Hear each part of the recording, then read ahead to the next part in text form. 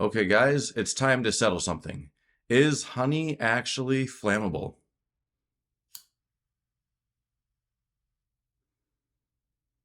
No, it is not.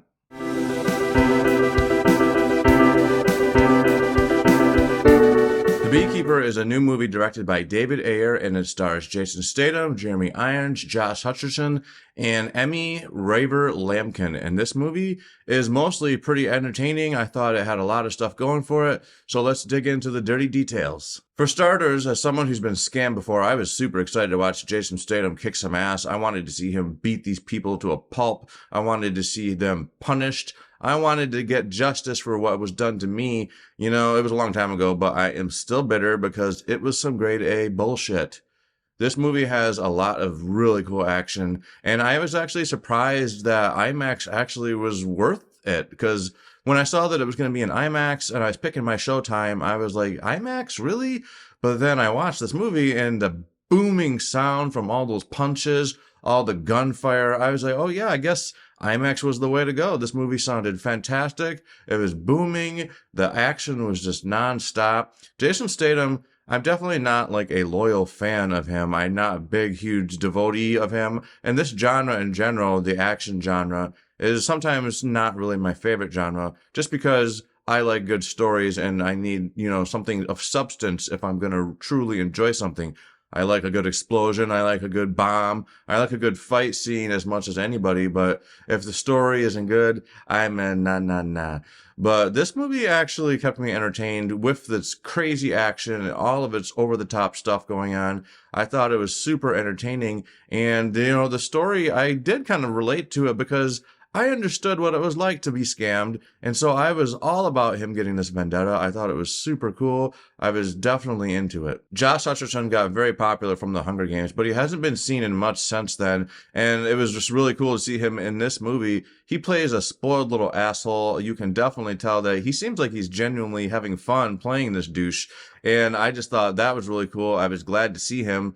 Jeremy Irons, I thought, he's stellar as always. That guy is definitely a high caliber actor. He definitely comes off as like a Shakespearean kind of like formal play kind of actor. Whenever I see him in something like this, I'm like, oh, how did they get someone like him to do something like this? That's a little bit undignified. But then I remember that he was in the Justice League movie and the Batman vs. Superman movie, and I realized, oh, the man maybe doesn't have as high of standards as I thought. But Jeremy Irons was excellent in this movie. I thought he was a great addition. I had one complaint, and that was Emmy Raver-Lampman. I thought that she could have been better. Like, I saw her in the Umbrella Academy. I thought she was pretty good in that. But in this movie, she was just coming off as the hard-nosed cop. She didn't really show some of the emotion that I was expecting. She had some scenes coming in this movie that I thought this should definitely be bringing out more emotions than she was showing. So I thought she was a weak spot. It was one of my detractors, but I thought overall most of the people in this movie did a really good job. And I thought the action was awesome. David Ayer is the director of this movie, and this guy is the man who made that movie, The Suicide Squad, and he has been just on a nonstop campaign complaining about the process of that movie and how his version of the movie was so much better than the version we got. Honestly, when I hear this guy talking, I think he needs to stop talking so much because it's time to move on. He's not going to get a re-release like the Snyder Cut like Zack Snyder did. That didn't actually end up being, that helpful for Warner Brothers, so they're not going to do that. The DCU has been rebooted. This guy needs to move on. But I thought he did a very good job directing this movie, and I'm like, yeah, man, you have talent. What are you doing complaining about the past? Focus on making movies like this, because this movie was really awesome, and I thought he did a great job directing. Towards the end of this movie, it definitely stretches the imagination. Things just get pretty over the top. There's some scenarios happening that I was definitely not believing, but, I don't think that really distracted me. I don't think it, took me out of the movie. I just was thinking, I don't know about this. I don't know. But, this guy was like a one-man wrecking machine. He is definitely maybe even more brutal and more powerful than John Wick. If we could just get this guy, the Beekeeper, and John Wick to team up, There would be no need for any law enforcement. We wouldn't need any Avengers. These two would rock it all. This guy in this movie, this beekeeper guy, he was kicking ass left and right. He was taking so many people out at one time that is where I say it did definitely defy the imagination. You have to really stretch it out.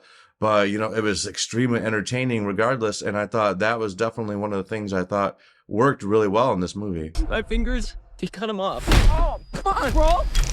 Don't move. So if you're in the mood for a awesome action blockbuster, you don't really care if the story is the greatest, but you just want some action, you want some quality action, and you want to see Jason Statham kicking ass, beating up these stupid scammers, then I think this movie is definitely quite entertaining. I think a lot of people are going to really like it. You know, if you're an action fan, I think this is very good. It's definitely a lot better than that disastrous Silent Night movie I saw from John Woo. I hated that movie, but I thought, you know, in terms of the action genre, I thought this movie was quite well done. I thought Jason Statham did better than I've seen him in a lot of things. David Ayer did a great job directing. He should just move on from his David Ayer cut and just focus on stuff like this. He's got it going on. And overall, I think I would give this movie a 7 out of 10. It's definitely nothing remarkable. I thought it was highly entertaining, but this is obviously not going for an Oscar. But in terms of just entertainment value, I thought it was fantastic. So yeah, that was my opinion. What did you think of it? Did you see this movie yet? Do you want to see it? Are you planning on seeing it? Did you like this video? If you did, you should definitely let me know by clicking the like button. And if you want to see more of this peppy personality and these awesome reviews, then subscribe to my channel. And that's all I got for you. Later.